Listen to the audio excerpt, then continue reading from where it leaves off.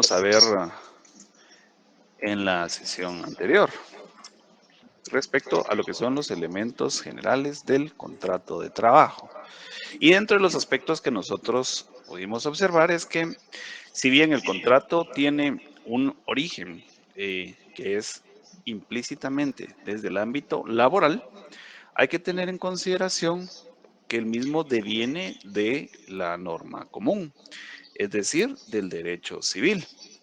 Y en consecuencia, pues hay algunos aspectos que se deben de considerar para la formalización de cualquier contrato. Esto es para el ámbito laboral o para cualquier tipo de ámbito o aspecto del derecho.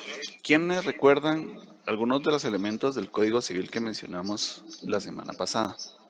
Que nos pudieran ayudar. Mencionamos dos básicamente. Nos quedó pendiente uno.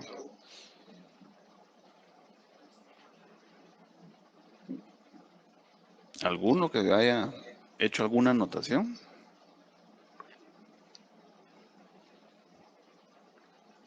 Si no, preguntamos, ya que están un poquito tímidos. A ver, don Samuel Israel de la Cruz. ¿Recuerda alguno de los elementos que vimos la semana pasada en materia civil? No sé si era acerca de los No, principios evolutivos del.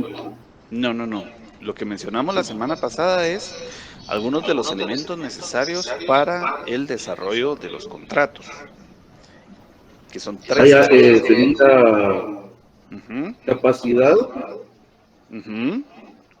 consentimiento y objetivos lícitos. Sí, básicamente desarrollamos los dos primeros, pero es correcto. Estos los encuentran, como lo mencionábamos en la sesión pasada, en el Código Civil, particularmente en lo que es el artículo 1251, el que establece que el negocio jurídico para su desarrollo necesita pues de estos tres elementos que bien mencionaba el compañero, que es la capacidad legal del sujeto que declara su voluntad, el objeto lícito, que fue el aspecto que no logramos terminar de, se lo permiten, voy a, que están todavía ingresando a la sesión. ¿Qué les comentaba? De los requisitos, ¿verdad? La capacidad, el consentimiento, que no adolezca de ningún tipo de vicio, y el objeto lícito para que se llegue a desarrollar. Si no cuenta, digamos, con estos tres aspectos, no se puede, no nace a la vida jurídica un contrato, independientemente de cómo la materia o que estaría regulando. El Código Civil, para quienes tuvieron la oportunidad de leerlo, solo les llamó la atención, no hace referencia a contrato, sino dice negocio jurídico. Y es que en algunas jurisdicciones, incluso en la doctrina, se hace referencia a lo que es un negocio jurídico y lo que es un contrato. Pero para efectos de la legislación guatemalteca, se toman como que fuesen sinónimos. Eso sucede muchas veces en todas las legislaciones, incluso en el Código de Trabajo hay algunos ejemplos, como por ejemplo sería el contrato y la propia relación de trabajo, que la institución jurídica tiene distintos nombres, pero de acuerdo a nuestro marco, muchas veces se toman como sinónimos. Entonces, negocio jurídico es igual a contrato, independientemente cuál sea.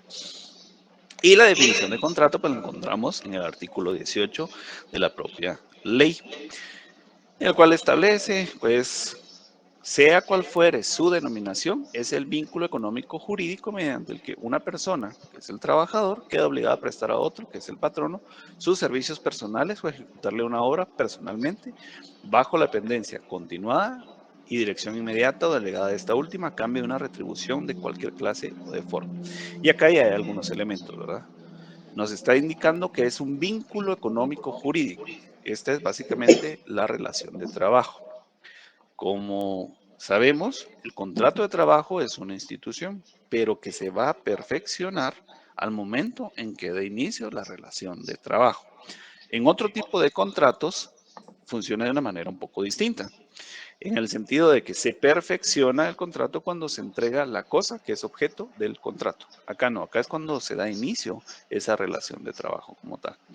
De igual forma, ya nos está estableciendo quiénes son los sujetos de esta relación, que es el patrono y el trabajador.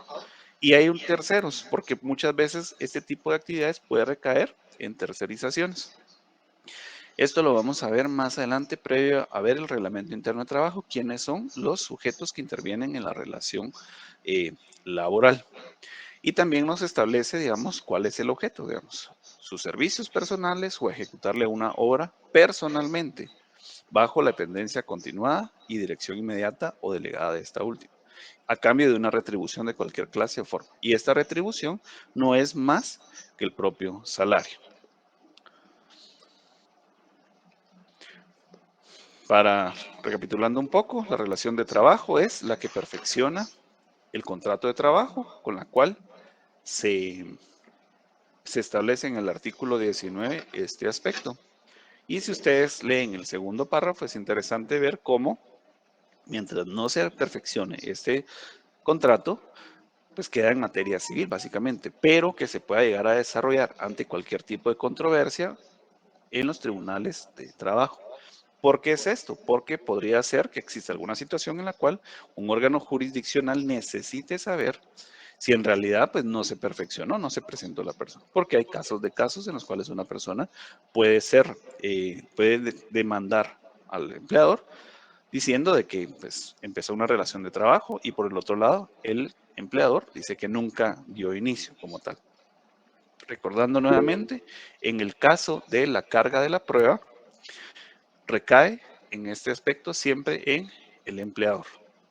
Algo muy distinto en otra materia. Jorge Alberto, adelante, por favor, buenos días. Buen día, Nick. Perdone la consulta. Cuando usted se refiere a perfeccionar el contrato de trabajo, pues es lo mismo que iniciar labores, se podría decir. O sea, cuando ya el empleado Ujú. inicia sus labores con la empresa o la Sí, organización, eso es perfeccionar. eso es perfeccionar, pero digamos, cuando esa perfección implica el inicio de la relación de trabajo como tal. Entonces, todos los contratos, si lo vemos de una forma mucho más amplia, se van a perfeccionar en algún momento determinado. Cuando hablamos de perfeccionar, como para entenderlo un poco, es que estos nacen a la vida jurídica. Entonces, dependiendo de los tipos de contratos que puedan ir surgiendo a lo largo del derecho, porque pueden ser contratos de carácter civil, contratos de carácter mercantil o contratos laborales en este caso, digamos. Entonces, para que nazcan en la vida jurídica necesitan de ciertos requisitos. En el caso del derecho al trabajo, para que se perfeccione el contrato de trabajo es necesaria que inicie la relación de trabajo, que es cuando el trabajador se presenta y empieza a desarrollar sus funciones, independientemente cuáles sean estas. Entonces, sí, así como lo estaba describiendo, es exactamente la forma en que se va a perfeccionar. Muy amable, gracias. De nada, un gusto. Muy bien, entonces, con relación a la relación de trabajo y contrato de trabajo, vimos la semana pasada que también existen grandes diferencias, ¿verdad? Que el contrato pues puede ser, digamos, esa formalización en el cual se van a establecer cada uno de estos aspectos. Pero que se perfecciona, como mencionábamos, con el tema de que se va a dar hasta que el momento en que yo me presente a laborar. Y si yo no me presento a laborar, entonces, ¿qué se da ahí, digamos? ¿Será que hay una posibilidad de llegar a solicitar una indemnización laboral, por ejemplo? Esos son de los aspectos que, si leyeron los artículos, ustedes ya lo deben de tener bastante claro. Nuevamente vimos algunos de los elementos generales del contrato, como era la capacidad del sujeto que declara su voluntad, el consentimiento que no adolezca de vicio. Cuando hablamos de vicio es porque puede haber algún tipo de situación en la cual incurren en error.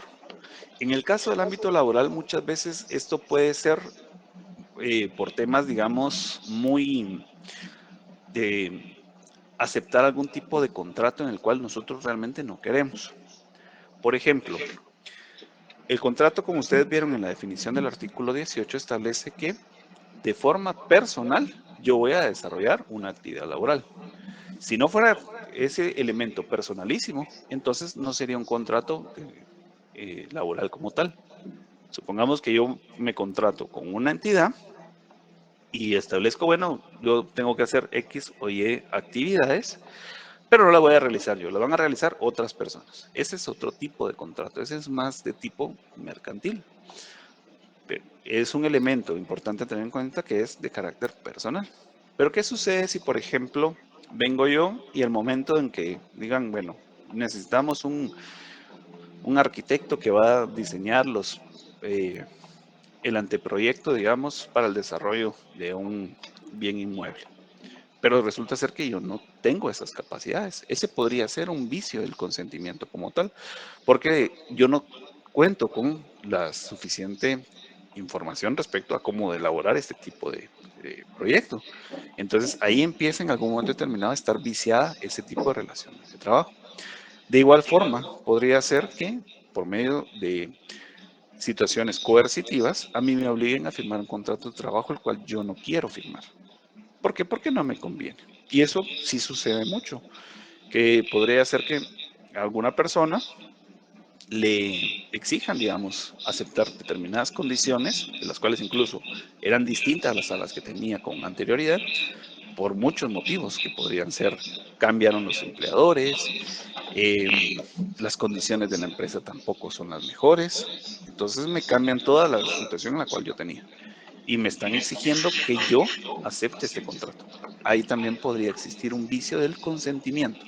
Yo sí acepté, pero esa aceptación está condicionada a lo que me estaban exigiendo en un momento determinado.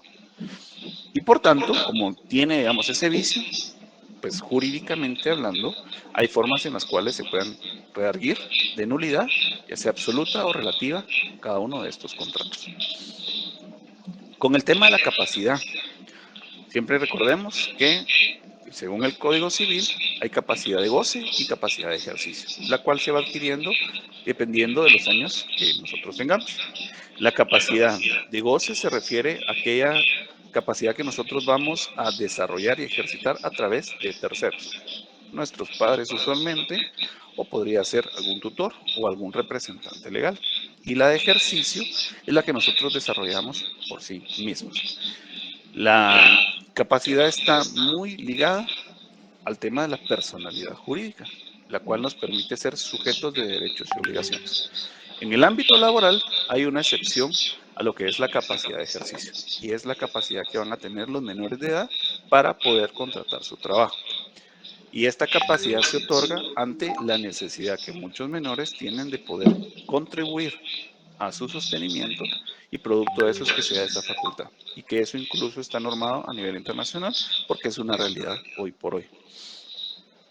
Entonces, con relación a la capacidad, ya eso lo hablamos la semana pasada, elementos generales del contrato, las consideraciones del contrato del trabajo infantil, el por qué, digamos, se estima pertinente que un niño o un menor pueda llegar a trabajar y porque tiene algún tipo de protección adicional que se dan, dado que la capacidad o la incapacidad de una persona muchas veces está supeditada a la madurez o inmadurez en la cual va a desarrollar sus funciones. Entonces, pero en este caso, digamos, existe la protección estatal, así como protección que se da a todos los trabajadores en términos generales.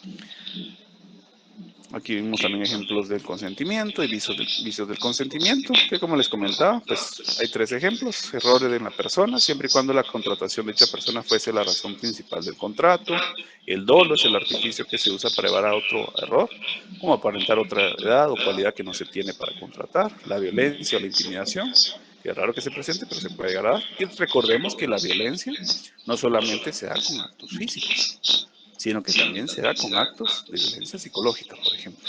Entonces, hay muchas formas en las cuales una persona puede coaccionarnos a realizar un tipo de actividad que nosotros no queremos. Esto se da mucho también en el ámbito civil, de hecho todo esto es normativa civilista, en la cual pues muchas personas buscan a través de estos vicios del consentimiento que se lleve a cabo una actividad, de la cual nosotros no queremos. Y el objeto lícito, que era el tercer elemento de el Código Civil para tener en consideración. Y esto se refiere a la prestación inherente a la relación obligatoria a que el contrato da origen.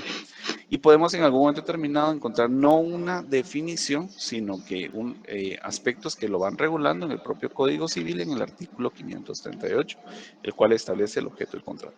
No solo las cosas que existen pueden ser objeto de los contratos, sino las que se esperan que existan. Pero es necesario que las unas y las otras estén determinadas, a lo menos en cantidad a su género. La cantidad puede ser incierta, contar que el contrato fija reglas o contenga datos que sirvan para determinar. Los hechos han de ser posibles, determinados y en cumplimiento han de tener interés los contratantes. No puede nacer a la vida jurídica un contrato que tenga aspectos ilícitos para su desarrollo. Aunque no nazca la vida jurídica, implica en algún momento determinado que esto haya que redarguirlo y hay que ser claros con esto. Si se celebra un contrato de trabajo con alguno de estos tres aspectos, pues en la práctica o en la realidad, digamos, es que el contrato se va a estar desarrollando. A mí me obligaron a firmar un contrato, lo firmé y se está llevando a cabo X o Y tiempo. Cuando dice no nace a la vida jurídica o esa frase significa que al momento en que nosotros llegáramos a presentar una nulidad absoluta relativa de ese tipo de contrato, implicaría que las cosas tendrían que volver a su estado previo antes a la suscripción de este contrato como tal. Entonces son elementos que los debemos de tener en consideración. Pero para todo esto es que se tendría que hacer valer el derecho. Si no, pues el contrato sigue funcionando. Sandra. Una pregunta, ¿al Ujú. cuánto tiempo de hacer? Porque entiendo de que esa es como que una enmienda o una amplitud del contrato original, ¿o no? ¿Cómo así? Por Explíquese un poquito. ejemplo, muchas veces se dan los casos de que se da un primer contrato. Ujú. Posteriormente, pues las empresas fusionan con otras entidades y lo que hace es absorber a los colaboradores, es una Ajá. absorción de colaboradores y se les hace un nuevo contrato. Ujú. Dentro de este nuevo contrato muchas veces pues las empresas por no pagar el pasivo se le hacen la enmienda de que la nueva empresa va a absorber el pasivo laboral o les va a pagar el pasivo laboral. Y dentro de eso se han dado casos, yo lo he visto en la práctica, de que el colaborador pues a veces les cambian de nombre de su posición, más no el salario. El Ujú. salario lo dejan intacto. Muchos están de acuerdo y otros no.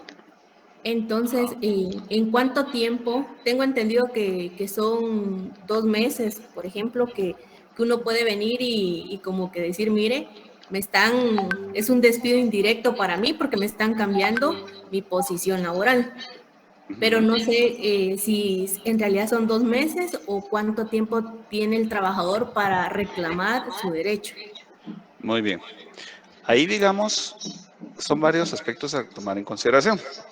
Lo primero es que, digamos, no es que haya un contrato principal y accesorio, porque ahí básicamente lo que hubo es un contrato eh, nuevo, básicamente, del cual se da inicio a una nueva relación laboral. Eso es lo que muchas veces tratan como de llegar a pintar.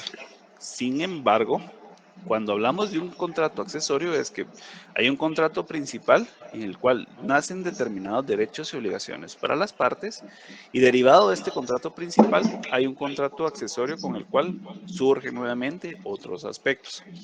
Acá, digamos, no funciona de esa misma manera, sino que hay un contrato que firmaron o que suscribieron con la empresa A y que posteriormente pasa a la empresa B otro tipo de contratación. Pero si se dan cuenta, ahí es nuevamente un contrato, digamos. No es que se haya dado, digamos, un contrato principal y un accesorio en sí. Son dos contratos diferentes. Hay que tener en cuenta varias cosas y es muy importante lo que usted mencionó. Cuando cambian incluso el empleador, sucede que muchas veces em, el nuevo empleador indica no estar obligado a pagar las prestaciones que correspondían con anterioridad, lo cual no es del todo cierto. Porque cuando yo adquiero una entidad, una empresa mercantil, por ejemplo, yo adquiero sus derechos y sus obligaciones. Y en este caso en particular, el derecho laboral expresamente obliga a las dos partes a estar obligadas en el pago, digamos, de las prestaciones que correspondan. En ese sentido es que si yo, digamos, soy el propietario de la empresa y se la vendí a un tercero, yo quedo amarrado a la obligación de pagar las indemnizaciones que correspondan, solidariamente con la persona que adquirió la empresa como tal. Toda la vida no. Hay un plazo por el cual yo voy a tener este tipo de obligación, que son de 6 meses. Pasados los 6 meses, las obligaciones van a recaer necesariamente en el nuevo empleador. ¿Y por qué sucede esto? Porque también el cambio de empleador no significa una mutación del contrato de trabajo que originalmente se firmó. Entonces, eso es por un lado, solo para tenerlo en cuenta. ¿Qué sucede muchas veces con este tipo de situaciones? Crean un contrato nuevo con el cual la persona quiere relacionarla. Entonces, como usted bien mencionó, yo ya estoy, digamos, acostumbrado a determinadas prestaciones, incluso salario, la forma en que yo desarrollo mi trabajo, el lugar donde yo lo desarrollo y todo ese tipo de situaciones. Entonces, si yo no estoy de acuerdo con ese tipo de condiciones, es básicamente, como mencionaba, un despido indirecto que me podrían llegar a hacer. Entonces, ¿qué correspondería? Que yo tengo que acudir a la Inspección General del Trabajo a modo de que la prescripción no me afecte. Y la prescripción en este caso sí son de 2 meses, como usted indicaba. Si dentro de esos 2 meses yo no me presento, yo puedo perder ese derecho. Entonces es importante que en ese momento, digamos, yo acuda a la Inspección General de Trabajo a indicar qué fue lo que sucedió, porque con eso se interrumpe la prescripción. Entonces ya no voy a tener, digamos, ese tiempo para en mi contra, de que después pueda decir, bueno, se pasaron los 2 meses y usted ya no puede pelear sus prestaciones. ¿Qué correspondería entonces en el mejor de los casos? Indemnizar a la persona y al momento de que se dé una nueva relación de trabajo, es iniciar nuevamente un proceso, ¿verdad? Mire, acepta o no las condiciones que yo le estoy ofreciendo. No, bueno, no la puedo contratar entonces, pero ya quedó indemnizada. O sí, entonces empieza la relación de trabajo conmigo de la misma manera. Y ahí muchas veces entran procesos de negociación en el cual, digamos, pasan los derechos que adquiridos al nuevo contrato, porque yo la asimilé, digamos. Pero si no fuese el caso, digamos, me tendrían que llegar a indemnizar. Entonces, son muchísimos escenarios los que se pueden llegar a presentar ahí, pero sí es una realidad. Incluso, por ejemplo, entre instituciones a veces se pueden llegar a dar cambios de esa naturaleza. Por citarles un ejemplo, acá hay corporaciones que tienen varias entidades o varias sociedades anónimas, que eso también es interesante y lo vamos a explicar a cabalidad. Entonces resulta ser que está contratado para la empresa Sociedad Anónima A y resulta que van a pasar a la Sociedad Anónima B. Pero en el mejor de los casos, las negociaciones se llevan a buen, eh, a buen término conciliatorio entre las partes y producto de esto, pues yo acepto voluntariamente pasarme a la otra entidad. Y entonces, ¿qué es lo que hacen? Bueno, entonces mire, todas las prestaciones que usted tenía con anterioridad pasan a las otras. ¿Perdió su tiempo, su indemnización? No, para nada. Simplemente que cambió en este aspecto mi empleador, pero las condiciones siguen igual. ¿Por qué hacen esto muchas entidades? Tienen muchas razones, pero dentro de las que yo puedo analizar, y que probablemente hay más, es que las hacen en primer lugar porque a veces las entidades que tienen sindicatos así las van debilitando. Si en el ejemplo, digamos, de una corporación que tiene, supongamos, 5 entidades. Entonces, de estas 5 entidades, la primera, digamos, es la que tiene un sindicato muy fuerte. Y ahí es donde tiene a la gran mayoría de empleadores. Entonces, crea distintas sociedades anónimas. Todas están bajo el paraguas de un nombre comercial. X nombre comercial. Los focos, digamos. Venden focos a nivel nacional o internacional. Entonces, yo los empiezo a pasar a mis distintas sociedades con la finalidad de que todas las personas que tengan, que estén, digamos, incorporadas dentro de esta entidad, vayan desligándose de las condiciones anteriores. Incluso cuando yo voy contratando a las personas, ya van bajo las condiciones de la sociedad B, C, D y E. Por otro lado, muchas veces les conviene tenerlo así, que la central, digamos, no sea la que contrate al personal, porque al momento de cualquier tipo de demanda a la cual puede ser expuesta, esta entidad está protegida, que es la que tiene el capital y por ende protege, digamos, sus operaciones. Y eso yo lo viví en carne propia, porque yo estuve, digamos, en una corporación que tenía distintas entidades, pero a mí me contrató una filial X. Yo no estaba directamente con la entidad matriz, pero es por eso, es como para protegerse y blindarse jurídicamente. Al final de cuentas, todo eso es permitido, es lícito una vez se lleve a cabo con los aspectos que contempla el contrato de trabajo y el código de trabajo y demás leyes aplicables. Si no, pues entonces ahí sí se dan situaciones en las cuales son despidos indirectos básicamente y que nos da lugar a que nosotros podamos exigir el pago de nuestras prestaciones. Porque el contrato, como lo vemos, es una manifestación de la autonomía de la voluntad de las partes. Por tanto, yo puedo decidir si acepto o no. Nadie me puede obligar a permanecer en un lugar de trabajo o aceptar condiciones que yo nunca acepté. Y eso es importante tenerlo en cuenta. No sé si ahí está respondida su consulta. Sí, muchas gracias, muy amable. De nada, un gusto. Bueno, entonces ahora vámonos a elementos especiales del contrato de trabajo. Aquí sí ya nos vamos a ir metiendo en lo que es materia laboral. Todo lo anterior fue del tipo materia civil.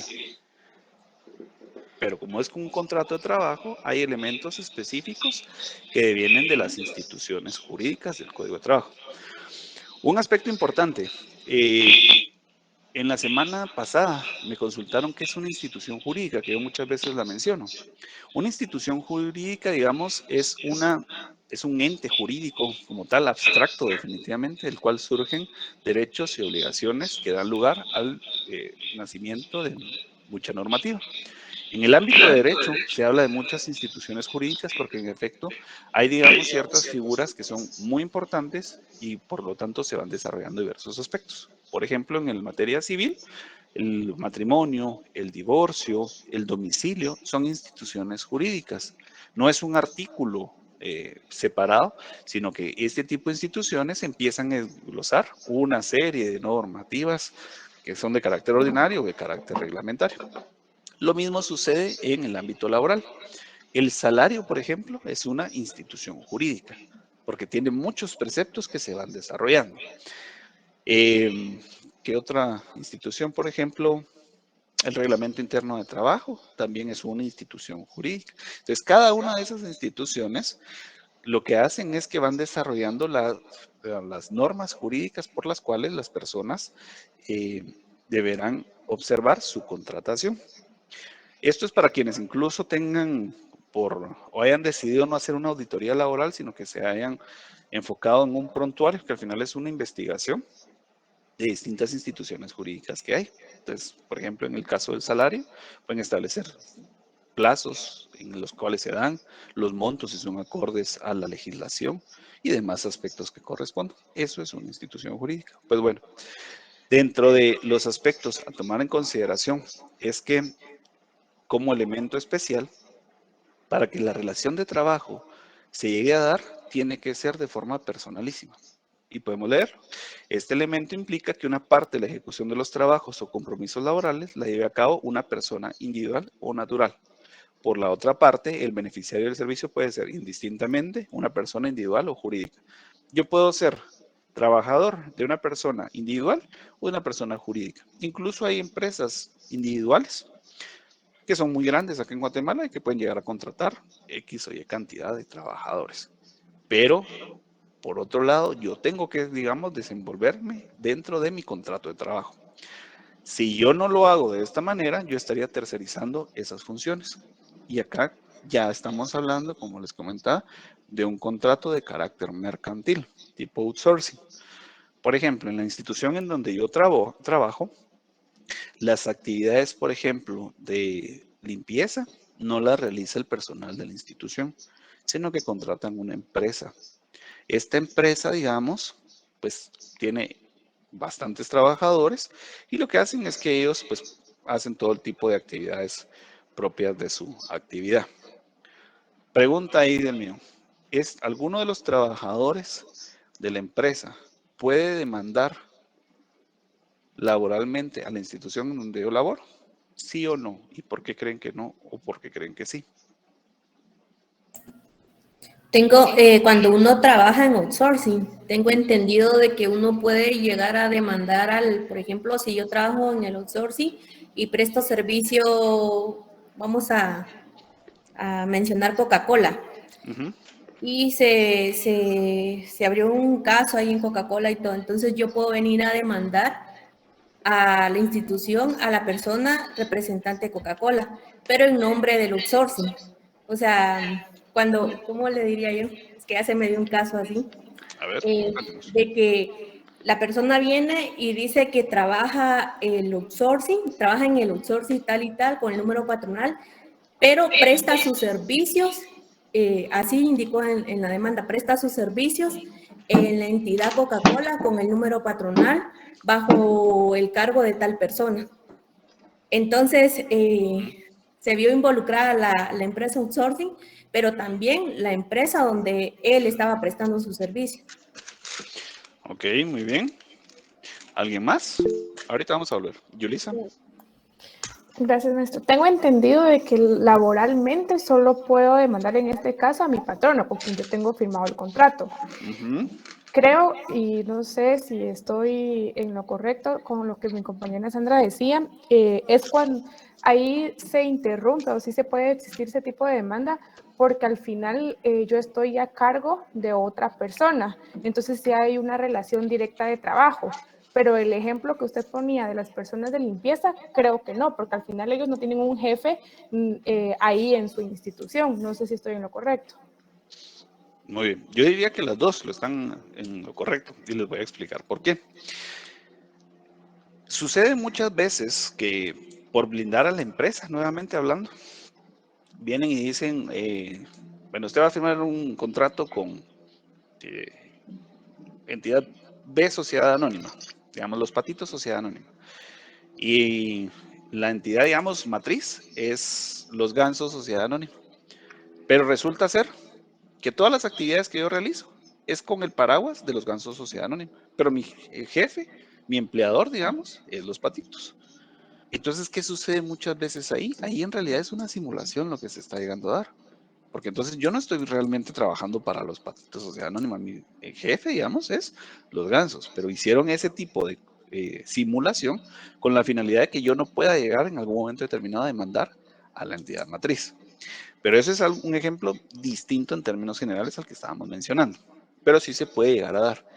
Y muchas veces los órganos jurisdiccionales, es decir, los jueces, sí reconocen esa relación directa que existe. Entonces quitan ese intermediario. ¿Por qué no? Digamos, ahí sí que si maulla tiene 4 patas y tiene cola, pues es gato. No hay para dónde. Lo que pasa es que lo están tratando de disfrazar, de hacer una disimulación. Pero sí es un ejemplo distinto. Con lo que mencionaba Yulisa, en efecto, digamos, no se puede llegar a demandar en el caso de outsourcing, es decir, el personal de limpieza no es trabajador de la institución en la cual yo trabajo. Ellos tienen un contrato de trabajo con esta empresa de outsourcing. Al cualquier momento de hacer una demanda laboral, si la llegan a interponer ante la institución, no prosperaría, digamos. Ahí caería, digamos, en algún tipo de, vamos a ver qué tipo de elemento sería ahí. Como falta de personalidad, porque digamos, lo primero que voy a decir es, mire, disculpe, yo no tengo una relación laboral con este tipo de personas. Yo tengo un contrato de carácter mercantil con la entidad X, con la cual se obliga a prestar sus servicios laborales. La persona, digamos, que se ve afectada por algún tipo de circunstancia, lo que tendría que hacer es demandar a la empresa outsourcing, no a mí. Y ahí sí no hay para dónde, digamos. Pero entonces son dos situaciones diferentes. Cuando se da una simulación, que sería el ejemplo A, o B, cuando sí en efecto, digamos, hay un tipo de contratación a través de terceros.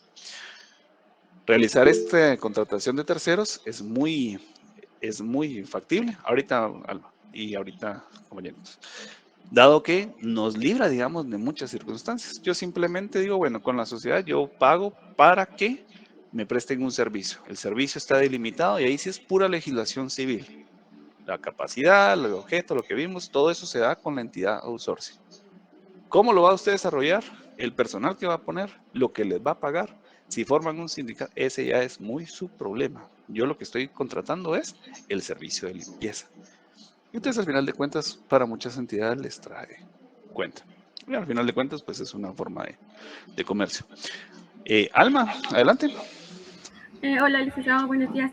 Buenos días. Mi consulta es en relación a que si estas personas que han demandado al outsourcing, porque son ellos los empresarios en este caso, ellos pueden demandar a la otra empresa, o sea, el outsourcing demanda al otro patrono. ¿Podría darse ese caso o no? Yo pienso que no, porque realmente hay, ¿bajo qué argumentos podría ser? Digamos, si es un outsourcing como tal, de acuerdo a las características de este contrato, la relación de trabajo se puede llegar a dar entre el personal de limpieza y la entidad que realiza este tipo de actividades. Entonces ahí sí hay una relación de trabajo, un contrato de trabajo y se puede llegar a dar ese tipo de aspectos. Puede demandar a la entidad que presta sus servicios, pues demanda de qué tipo sería en primer lugar.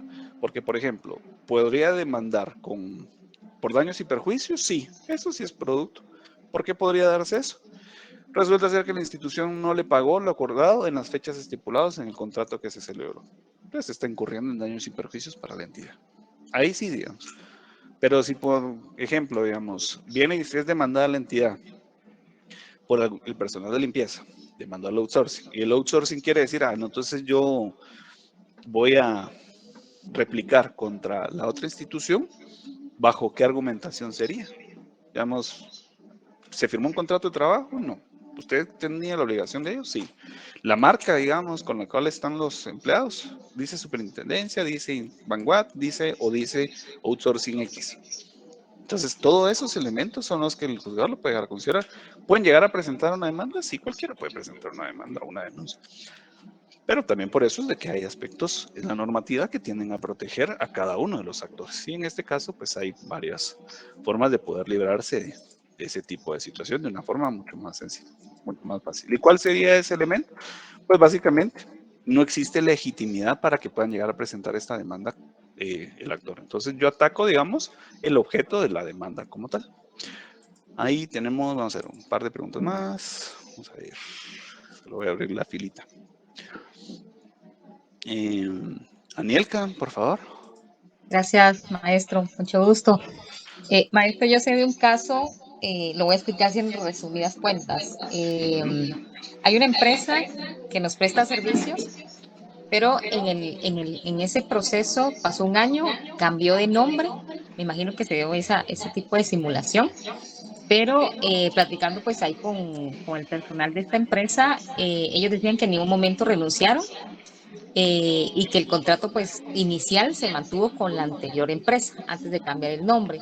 Entonces mi pregunta es ¿por qué nosotros como empresa adquisidora de ese servicio outsourcing vamos a absorber a unos cuantos de ese personal? Entonces mi pregunta es, licenciado, si en dado caso al momento de absorber a este personal, ellos renunciando a la empresa, a la primera empresa, o sea, a la original antes de cambiar el nombre, ¿recibirían el pasivo laboral que llevan o cómo se manejaría ahí?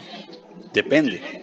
Ajá. Depende, digamos. En el caso que ellos hayan renunciado como tal y que hayan sido posteriormente objeto de algún tipo de contratación, les corresponderá su indemnización con base a la ley, ¿verdad? O sea, muchas veces dicha indemnización se puede llegar a perder. En algunos casos, ya en la práctica, digamos, en los órganos jurisdiccionales, demostrar las causales de despido o qué sé yo, implican un desgaste en el cual muchas veces el empleador sale perdiendo. Y por eso es que surge la figura de la indemnización universal. Entonces, de ser el caso, digamos, podría ser que si ellos renunciaron y que posteriormente son contratados o sea, son absorbidos por la entidad y se rompió incluso esa relación de trabajo, pasó cierto tiempo, no tendrían por qué pagarles esa indemnización. Pero nuevamente, para todo depende, porque si por el otro lado La renuncia fue, bueno, yo no renuncié, me obligaron a renunciar básicamente porque si no, no me contrataban en la otra entidad. Entonces ahí ya vemos que se empiezan a desvirtuar las cosas, porque esa se da con la finalidad de evitar el pago de las prestaciones que por derecho le corresponden. Entonces son situaciones que se deben de analizar una por una, ¿verdad? Porque no hay una respuesta concreta para cada uno de los aspectos. Depende en cómo se van desarrollando. Acá, digamos, diría yo de que si, dependiendo del tiempo en que fue la renuncia como tal de las personas, correspondería el pago de la indemnización o no. De lo contrario, digamos, si fue hoy renunciaron, mañana empiezan conmigo, nuevamente puede ser producto de ese tipo de simulación y que cualquier juzgador puede llegar a reconocer esa simulación como tal. De acuerdo. Gracias, licenciado. Un gusto. Creo que había otra manita por ahí levantada. Yulisa creo que era, ¿no? Sí, sí, maestro. Ajá. Gracias. Ahí me surgió una duda cuando poníamos se ponía el ejemplo de las demandas laborales por parte de un empleado de outsourcing, si demandaba o no podía demandar al patrono o con quien estaba trabajando, que realmente no es su patrono.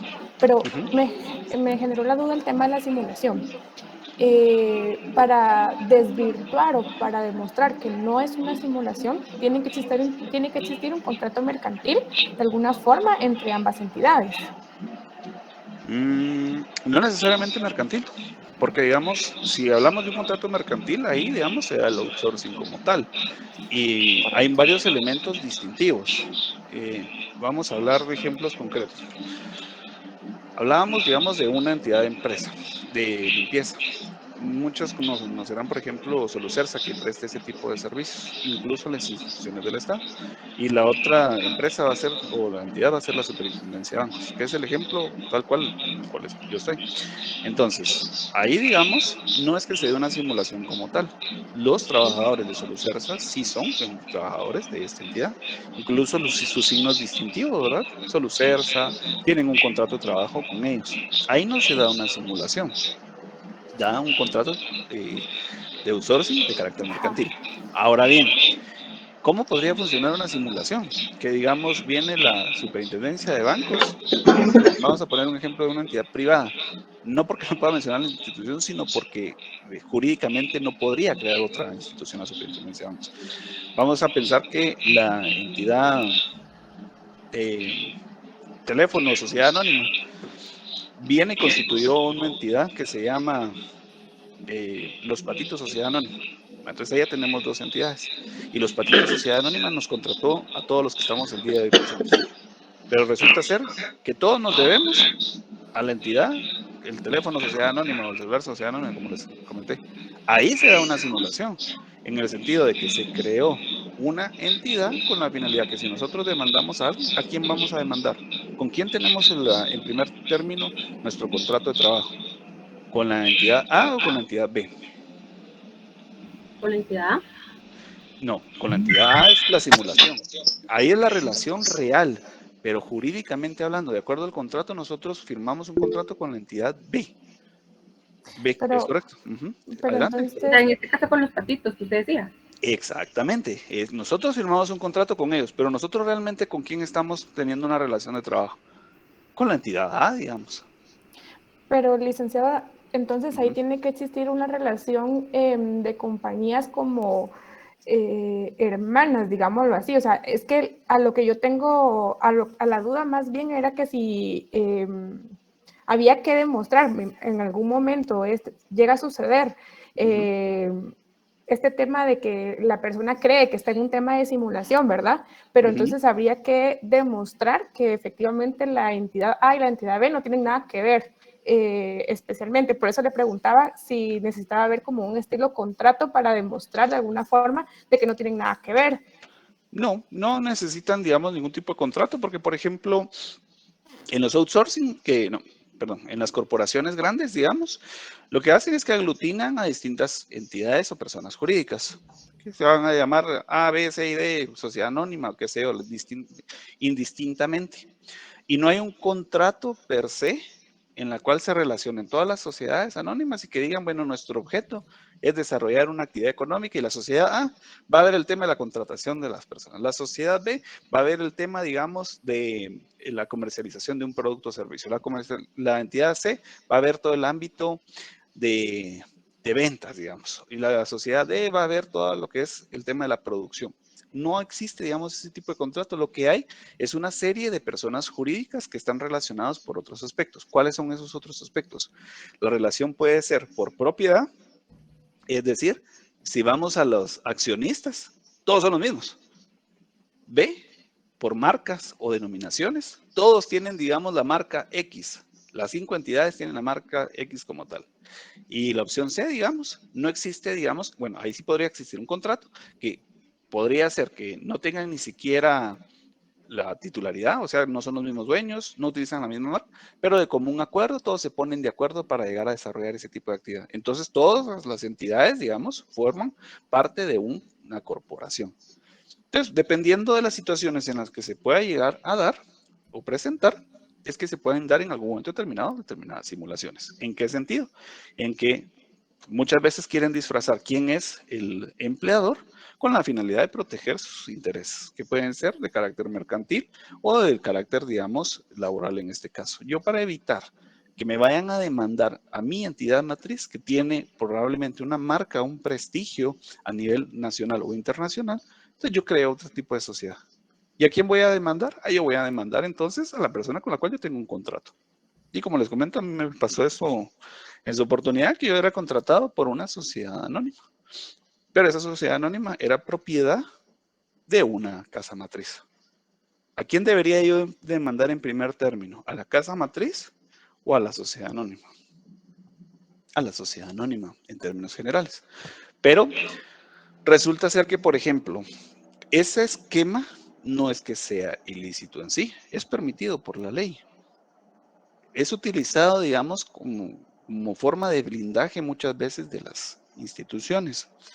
Pero podría ser que, por ejemplo, la sociedad en la cual, un escudo, podría ser que esta entidad con la cual yo tengo una relación de trabajo tiene una serie de demandas que tienen acreedores y resulta ser que se fue a la quiebra y mi indemnización valió, pues, ¿quién me la va a pagar? Vaya a reclamársela a la entidad que está declarada en quiebra. Entonces ahí yo me puedo quedar en algún momento determinado en el aire. ¿A mí quién me va a pagar mis prestaciones? Nadie, ¿va? Bueno, entonces ahí sí yo podría venir y acudir y decir, mire, yo estaba realizando una actividad real para la entidad matriz y se desarrolló una especie de simulación con la cual a mí me contrató un tercero, pero yo todo el tiempo estuve bajo una marca corporativa, mi salario lo daba determinada institución, qué sé yo. O sea, realmente ahí se pueden presentar distintos escenarios. Incluso en los ejemplos actuales que podemos ver con este tema, se puede dar incluso ese tipo de simulación para la adquisición de ciertos bienes. Por ejemplo, hay entidades que ya no generan ningún tipo de producto o servicio, pero tienen una marca. Entonces la mantienen a la entidad. Entonces esa entidad, digamos, en sí ya no tiene ni personal ni nada por el estilo, es absorbido por otras casas matrices.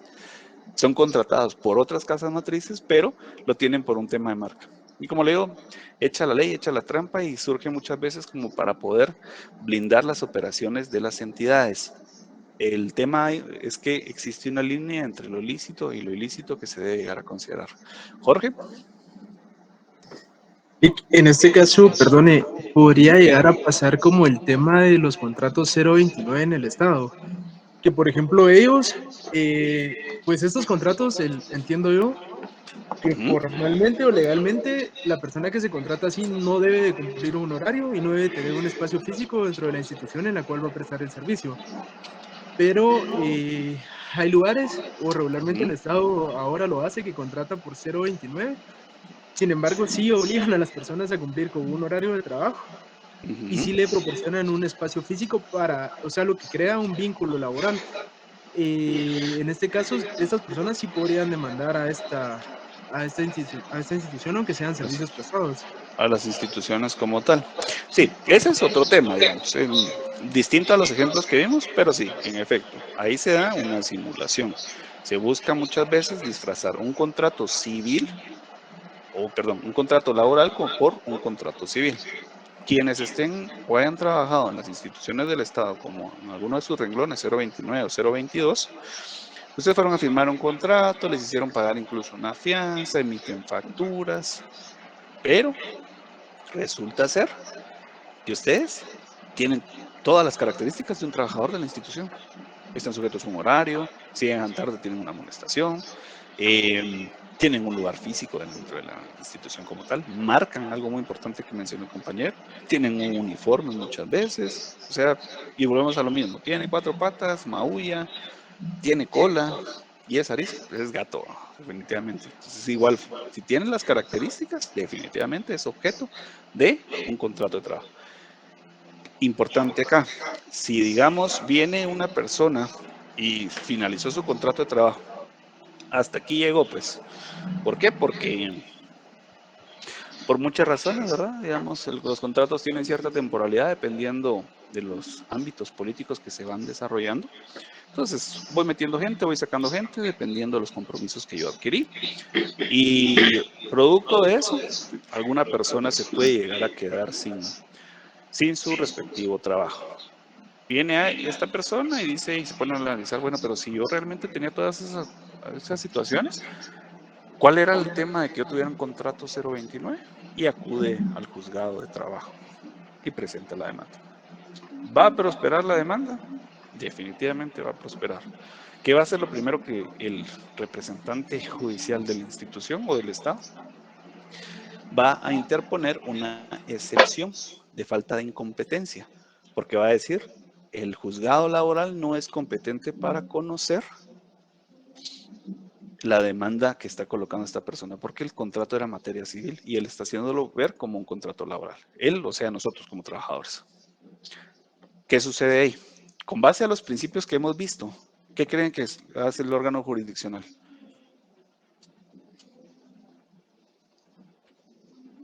¿Alguna idea que tenga?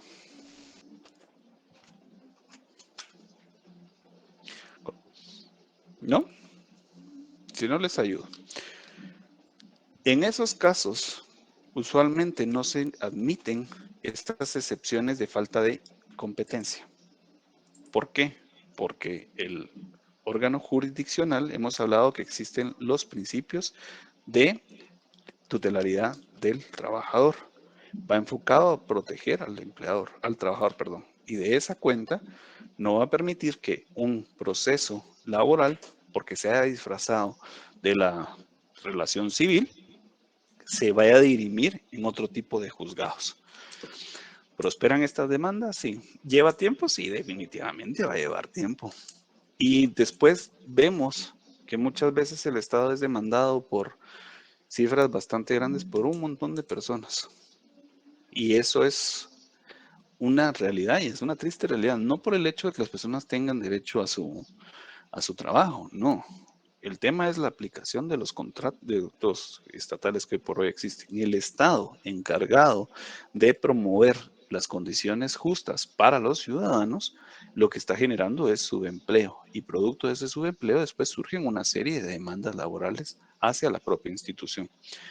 Y la pregunta, si la queremos ver ética o lícita, es, ¿la persona tiene derecho o no? ¿Qué piensan ustedes? ¿Será que tiene derecho o no?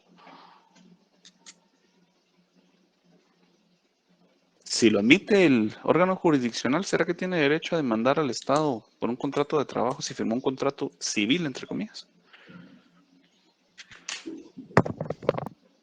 Sí, yo creo que sí, maestro, si se evidencia algo ilícito o si, como usted decía, de vicio, si hubo vicio en ese proceso, podría ser. Bueno, la pregunta en concreto, sí, definitivamente tiene el derecho. El derecho lo asiste porque esta persona no está realizando una actividad de carácter civil como tal, sino que es un carácter laboral. Más que el vicio, es por las características en que se llegó a implementar. Cuando hablamos de vicio es cuando nos obligan o existen ciertos errores para el tema de la contratación en términos generales. Pero acá es por la forma en que se llegaron a implementar. Este tema, de hecho, lo íbamos a ver al final de la clase, pero como ya lo abordamos, me voy a pasar en este momento a lo que es esa simulación para que veamos qué elementos se tienen que tener en consideración. Si es que encuentro la filmina, denme un momentito. Trabajo.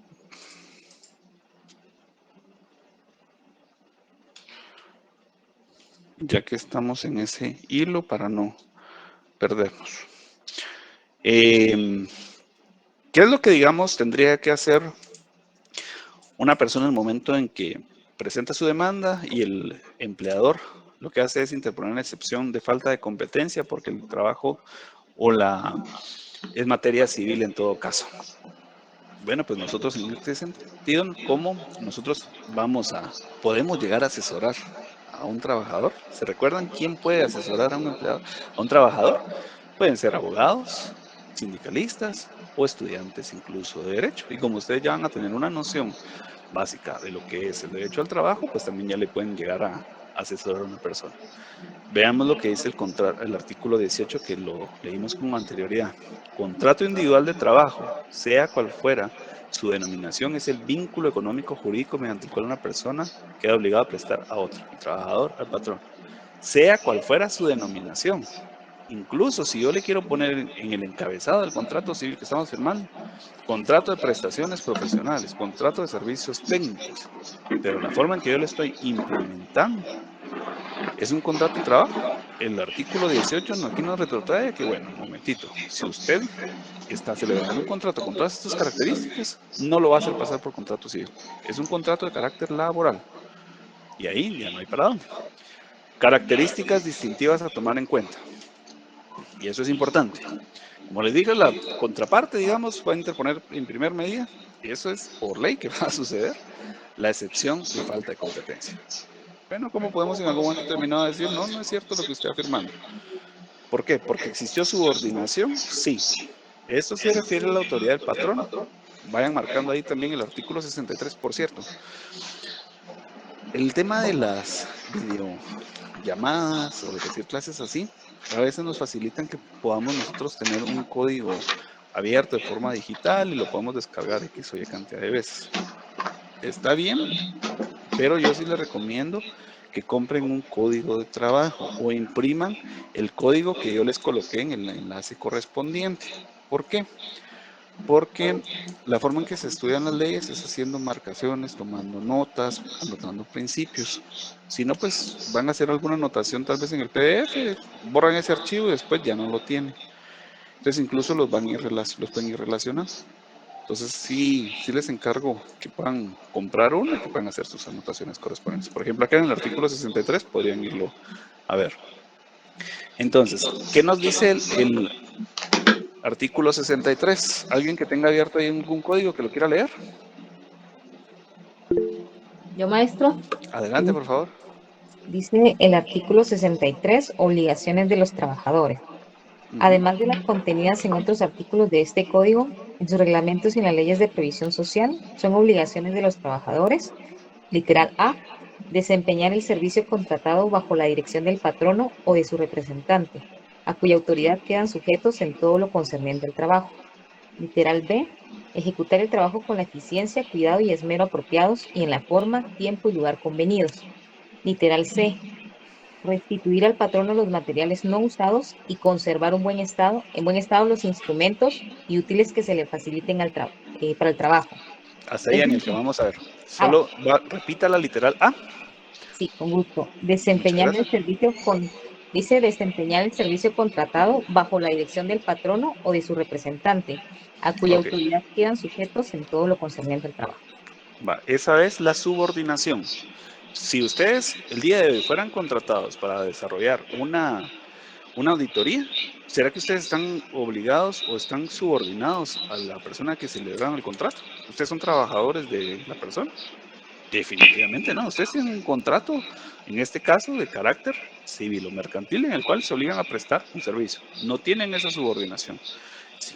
No obstante, para quienes están en relación de dependencia, saben que su empleador, digamos, existe una escala jerárquica. Entonces yo estoy subordinado a las estipulaciones, directrices que mi empleador me haga ver. con base a la ley, por supuesto, ¿verdad? Pero la característica de subordinación sí la tenemos que tener en cuenta. Entonces, esa es la primera característica distintiva que podríamos llegar a considerar. Para los que tienen contrato 029, ¿existe esa subordinación? Yo creo que sí, definitivamente, a menos de que alguien acá tenga algún tipo de contrato distinto. Su jefe, ahí está, ¿verdad? Y díganle usted, mire, pero yo no soy su subordinado porque estoy bajo un contrato. A ver si no se los rescinden al día siguiente. ¿De verdad? Esa es la triste realidad. Por eso es que es la aplicación como tal lo que tenemos que tener en cuenta. Dependencia. La palabra dependencia podemos entender como, bueno, yo dependo económicamente de una situación o de una persona o qué sé yo. Y este concepto, como bien podemos leer, se confunde con la subordinación y son diferentes. La dependencia hace referencia a la necesidad que tiene el laborante del salario y por lo mismo de acatar las instrucciones del empleador. Van muy de la mano. Entonces yo cuando estoy en relación de dependencia es justamente producto del vínculo jurídico que yo tengo con la entidad. Yo dependo de esta entidad para mi trabajo. En el caso de la aplicación de los contratos 029, ¿acaso no es lo mismo? Es lo mismo, definitivamente. Existe ese tipo de dependencia derivada de la propia subordinación. Horario y jornadas. ¿Quién tiene que marcar o registrar todos los días a la misma hora? Es un puro trabajador, aunque facture o utilice cualquier otro medio de distracción. Cuando existe un contrato civil de prestaciones, yo me obligo por darles un ejemplo. Bueno, yo voy a hacer, en mi caso, por ejemplo, el escrito inicial de X o Y cantidad de demandas. Y se estipula que el objeto, digamos, del trabajo es que yo tengo que hacer estos escritos iniciales de X cantidad de expedientes y tengo que entregar en el mes de diciembre del 2022. Con esa lógica, ¿será que yo tengo que ir a marcar a algún lado o algo por el estilo? No, ¿verdad? Yo me obligué por este contrato a realizar este tipo de actividad. Si yo no estoy llegando a ninguna institución a hacer las demandas correspondientes, entonces también hay que tener en cuenta que ese tipo de horarios y jornadas a mí no me aplicaría. Y cuando ya me empiezan a aplicar, entonces empieza a mutarse las características del contrato civil, que va de lo civil a lo laboral. Pago regular. Si los pagos son en periodos iguales y al final de cada mes se deposita o se entrega un cheque. Y ese es otro tema, ¿verdad? ¿Cómo se estaría en algún momento terminando realizando este tipo de pagos? Y son elementos a tomar en consideración. Y no solo están estos, están también los siguientes. Montos iguales y los pagos regulares son iguales o siguen un mismo parámetro como porcentajes. Cuando nosotros establecemos un contrato civil, nosotros podemos establecer, bueno, se le va a pagar el 40% al final y se dio un anticipo del 60% o al revés, porque eso es pura declaración de la autonomía de las partes. Por el contrario, si a mí mensualmente o catorcenalmente me están pagando como todos los empleados que están en el renglón 011, por ejemplo, es decir, los que están con relación de dependencia, no hay una distinción como tal. Entonces, esto es otro de los aspectos. La exclusividad. Un trabajador puede tener dos relaciones de trabajo en diferentes jornadas. Si, por ejemplo, labora en la mañana en un lugar y en la tarde con diferente empleador. Tendrá así dos empleadores y ninguno de ellos puede negar el vínculo laboral por el hecho de que tenga otro patrón.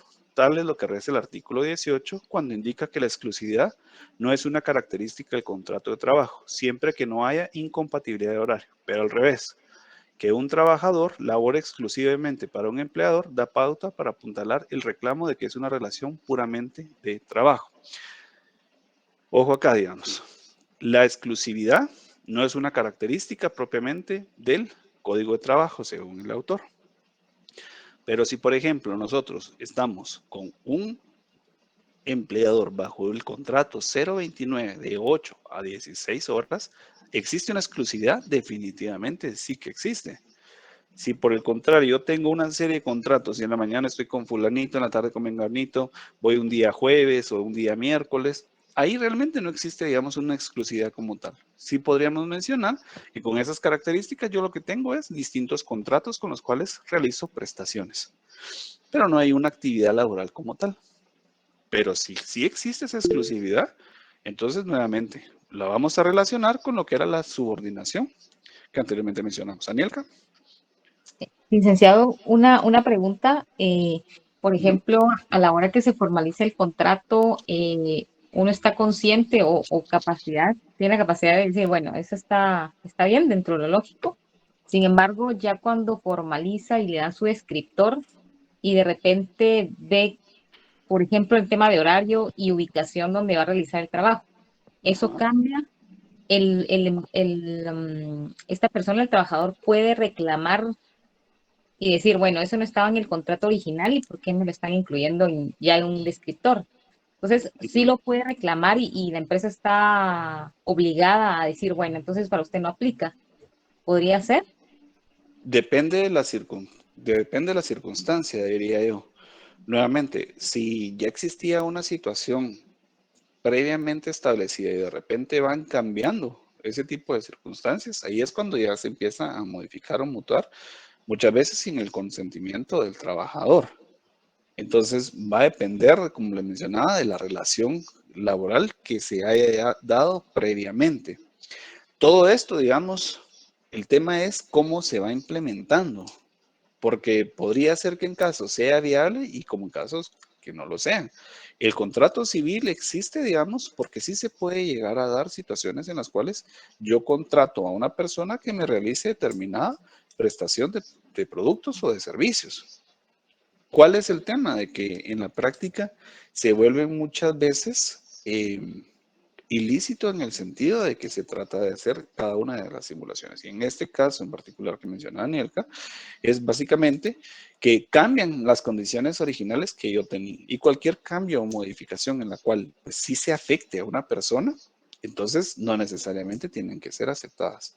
Rosemary también tiene una pregunta. Sí, maestro. Por ejemplo, más que todo esto, creo que este tipo de escenarios lo va a tener los outsourcing en cierta parte y los call centers. Por ejemplo, en los contratos laborales dicen que pues la persona no puede trabajar en otra empresa, en especial si es del mismo rubro. Pero, por ejemplo, en los call centers normalmente tienen horarios tanto nocturnos como diurnos y mixtos. Tienen un horario de 8 a 5 y también podrían tener un segundo trabajo de, por ejemplo, de 9 a 2 de la mañana.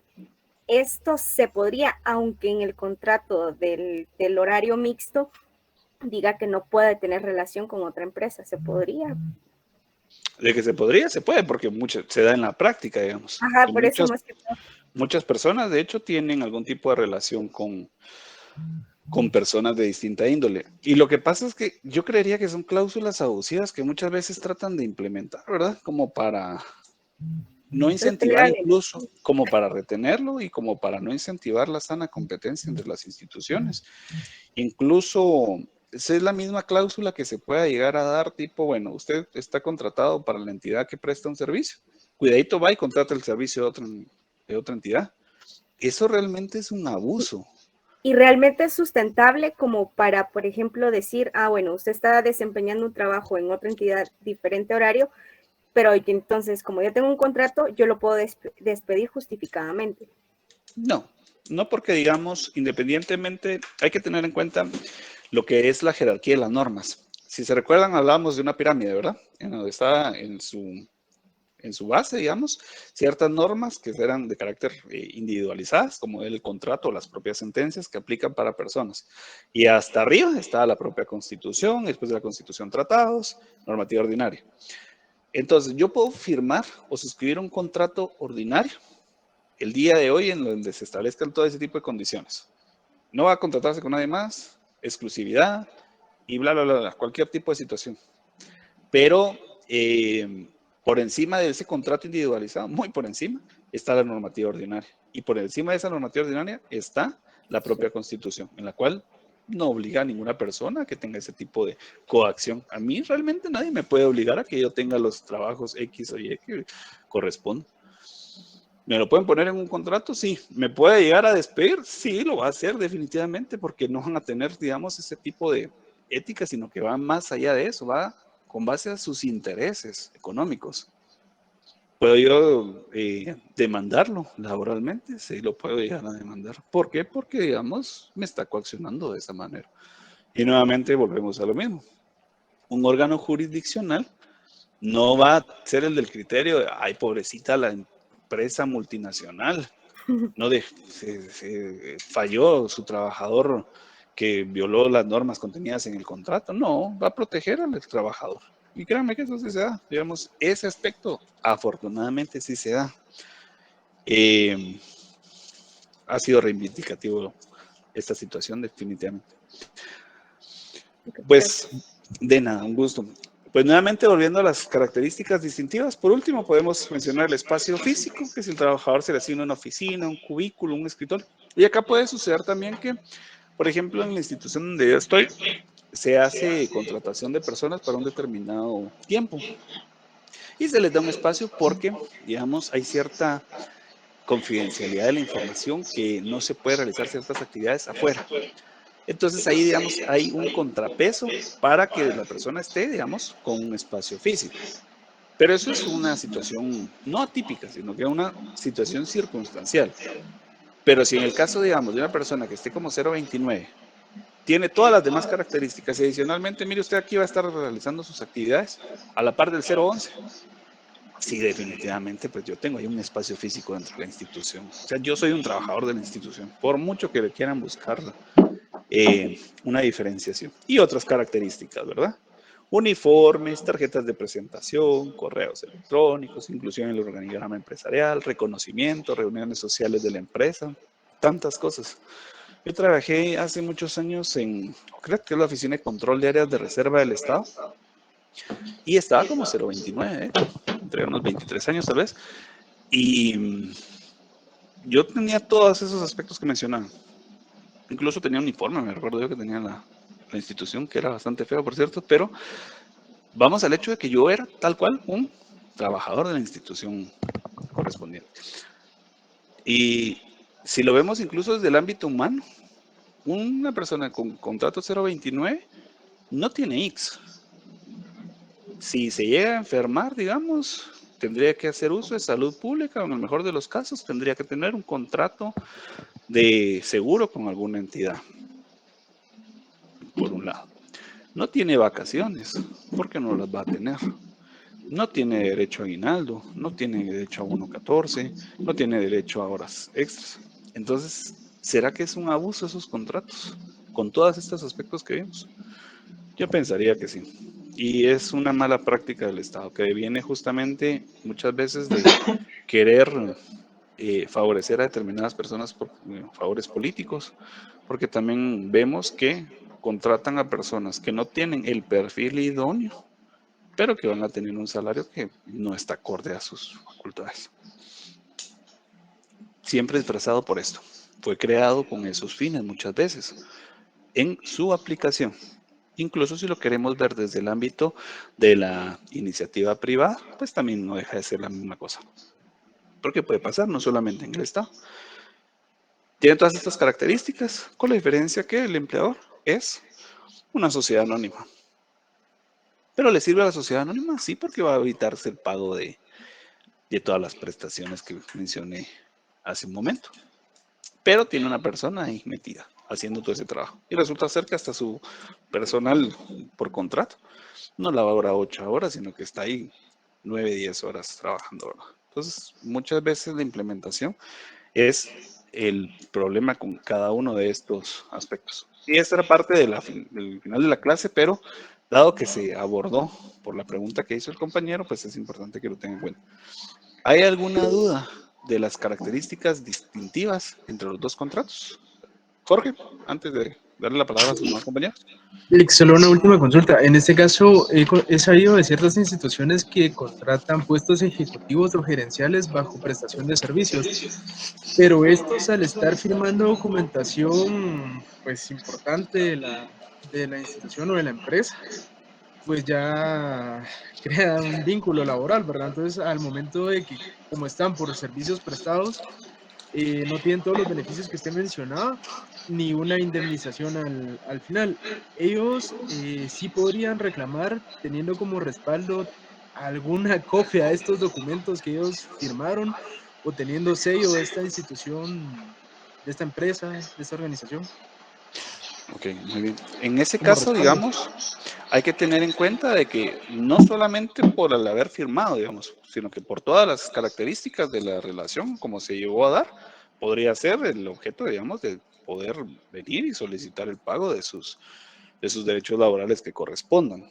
Ese podría ser un elemento adicional, pero tenemos que tener en cuenta que podría ser que el contrato civil establezca que el objeto de su contratación es manejar determinada información que incluso puede tener cierto carácter de sensible. Pero una vez se desarrolle tal cual contrato civil, pues tampoco va a dar lugar, digamos, a una demanda laboral. Y es que al final de cuentas todo depende cómo cada caso en concreto. Pero si vemos elementos propios de la relación laboral en un contrato de carácter civil, ahí sí definitivamente va a prosperar una demanda laboral. Jonathan. Sí, buenos días. Yo tengo duda ahora digamos, con las empresas que están desde casa, que pueden contratar bajo, digamos, o tener solo un contrato bajo prestación de servicios, pero que en este caso la persona tal vez sí tiene un horario y todo, pero está desde su casa, podría comprobarlo ellos al momento de querer, digamos, que se le paguen las prestaciones o algo así. Sí, sí, porque digamos que están dentro de la casa, es una circunstancia. Incluso puede ser propia del contexto actual. Por ejemplo, yo hoy por hoy trabajo 2 veces a la semana desde casa y 3 veces trabajo en mi lugar de trabajo. Perdón, valga la redundancia. Pero va a depender también, porque si la única diferencia que tenemos acá entre estos 8 aspectos es el espacio físico, pero todos los demás se cumplen, pues ahí no hay para dónde. Importante mencionar eso. No significa que si ustedes quieren decir, ay, pero yo no voy a presentar una demanda laboral porque yo no tengo esos 8 espacios, solo tengo 2, supongamos. No significa que no puedan, digamos. O sea, no necesariamente tienen que tener las 8 características, o las 12 o las 20 que los distintos, porque esto es un criterio doctrinal. Tendrían que buscar también lo que esté en la ley. Todo esto tiene una base legal, definitivamente. Pero sí, por ejemplo, en el ejemplo que mencionaba usted, hay exclusividad, tiene ese tipo de características, pero la única diferencia es que el espacio es físico. Eso no es motivo como para decir no existe una relación laboral. Sí puede ser ampliamente documentado. Y recordemos, yo tengo que mostrarle al juez que no existía la relación laboral. Yo no le tengo que mostrar nada. Yo solo fui a demandar y tengo quien tiene que mostrar es el empleador. Ahí que se encargue él de hacerlo. Y ahí es cuando ya se les empieza a complicar. Porque, bueno, yo cómo demuestro esto, ¿verdad? Por el contrato, pero el contrato dice tal y tal cosa. Pero entonces se le puede empezar a desvirtuar dependiendo de las características que sean. Lo triste de todo esto es que al momento en que una persona, digamos, demanda salarios caídos, la restitución en los puestos de trabajo, se vuelven cantidades onerosas que el Estado va a desembolsar para pagarle a las personas. Pero la culpa no la tienen las personas, la culpa la tiene el Estado por haber implementado de esta forma los contratos. Pero 2 años después, digamos, que tengan que pagar una indemnización carísima, producto de este tipo de situación, no es cuerdo. Definitivamente no se tiene que tener en consideración que se desarrolle estos aspectos en sí. Yo no le veo realmente nada positivo a las características actuales de esta clase de contratos por esas razones. Al final de cuentas, el Estado siempre va a salir perdiendo y afectado, porque muchas veces, por ejemplo, yo conozco de varios casos que mandaron al Estado. Lo que hacen es que empiezan a trabajar por otros lados y sigue su proceso laboral, pasan 2 años, 3 años, son procesos desgastantes, son procesos largos. Pero como también lo ve un abogado, digamos, las personas solamente van preguntando, mire cómo va mi caso, qué sé. Y 2 años después resulta que, mira, aquí está, salió el proceso, pues. Y aquí está toda su indemnización. Y la persona estuvo trabajando. Entonces, incluso le beneficia al trabajador si lo queremos ver así. Quien dejó o va a dejar de percibir esas actividades que pudo haber desarrollado a cabalidad el empleador es el Estado. Entonces, sí es lamentable. No sé si tenemos una última pregunta para cerrar este tema.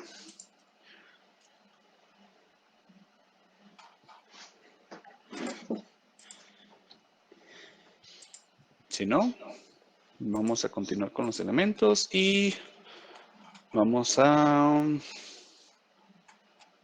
también en unos 10 minutos a dar el receso correspondiente. Vamos a ver por dónde íbamos acá. ¿Sí? ¿Ya no hay ninguna duda? Ya lo sabemos diferenciar. Si el día de hoy les preguntan a ustedes, bueno, ¿qué elementos hay para el contrato civil y el contrato laboral? Yo creo que ya se podrían defender un poco. Y esa es la idea, más que todo. Espérense que no es que van a presentar una demanda laboral ustedes, sino que es importante que conozcan su situación también jurídica. Estoy seguro que más de alguno está bajo algún renglón. Estadísticamente no debe fallar. Entonces es importante conocer esos aspectos. Entonces, volviendo a los elementos especiales del contrato, es un contrato de carácter personalísimo.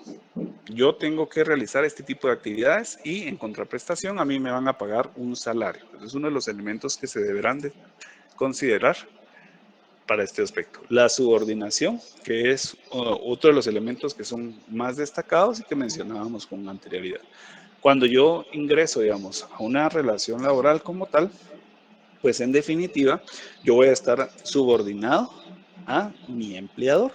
Y esta subordinación la podemos entender como de carácter técnica, de económica y de carácter legal. Si incluso quisiéramos ahondar un poco con la subordinación técnica, pues bueno, supongamos que estamos laborando en una institución o una industria, pues va a existir en algún momento determinado el tema de que la subordinación es porque el empleador va a tener una serie de aspectos tecnológicos con los cuales se desarrolla su actividad y que yo lo que voy a hacer es aportar a esta clase de actividad, pues ya sea con mi mano de obra o a través, digamos, de mi intelecto para que se pueda llegar a desarrollar. Una subordinación económica, sí, porque en contraposición a las grandes corporaciones o las grandes compañías, pues el trabajador siempre va a estar en una posición, pues, delimitada a su poder adquisitivo. Y con relación a la subordinación legal es porque existe una serie de normas con las cuales pues yo me debo a mi propio empleador. Estas normas devienen de la propia Constitución, del propio Código de Trabajo y también aquellas normas individualizadas, es decir, con el contrato.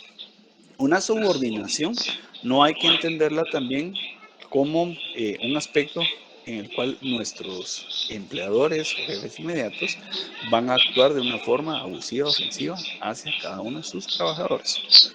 Producto del contrato de relación de trabajo surgen muchos derechos y obligaciones. Y dentro de estas obligaciones también está el trato que se debe dar a cada uno de los aspectos. Entonces, no hay que entender la subordinación como algo negativo en sí o que da las facultades suficientes para que nuestro empleador vaya a ser un patán, por ejemplo, con los compañeros o con un abusivo con las compañeras, digamos, que sucede muchas veces. Producto de que, bueno, como él es el jefe, entonces puede dirigirse hacia los compañeros de una forma completamente abusiva o indecorosa. Porque sobre todas las cosas está la indemnidad de las personas. Que como seres humanos, pues tenemos derecho a un trato acorde a nuestra calidad de personas y de individuos. Entonces, la subordinación solamente son aquellas pautas en las cuales se define que nuestra actividad laboral se debe desarrollar con determinados lineamientos. Pero hasta ahí, digamos. Incluso el empleador no nos está haciendo ningún favor a nosotros, ni nosotros tampoco a él. Esto deviene de una relación en la cual hay una prestación, producto del trabajo y producto del dinero que pudiéramos llegar a recibir. Y ya vamos a entrar a ver lo que es el salario, que es otras instituciones tan importantes dentro de la relación de trabajo, toda vez que la gran mayoría de personas, el 100% tal vez, no trabajamos por la vocación de que nos encanta ir a trabajar muchas veces. El trabajo es un derecho y es una obligación social. Estamos obligados a hacerlo bien, no hacerlo de una forma mediocre, mal o de mala gana. Nos debemos también a nuestro empleador y a los servicios que pueda llegar a ofrecer. Pero no es de una forma gratuita, como mencionamos. Las características de este contrato es que es oneroso y eso implica que a mí me van a pagar determinada cantidad de dinero para que yo pueda realizar mis funciones. Yo no trabajo de gratis, ninguno lo debería hacer. Entonces, es como para tenerlo en cuenta. Y el Código de Trabajo va a desarrollar desde el artículo 88, si no estoy mal, todos los aspectos correspondientes al trabajo. Entonces, vamos a hacer el receso en este momento. Y cuando regresen, pues empezamos a ver el tema del salario y vamos a dar lectura a los artículos del Código de Trabajo relacionados a este aspecto, si les parece bien. Entonces, son las 11:27. Nos vemos en unos 15 minutos. De acuerdo, maestra. Gracias, maestro.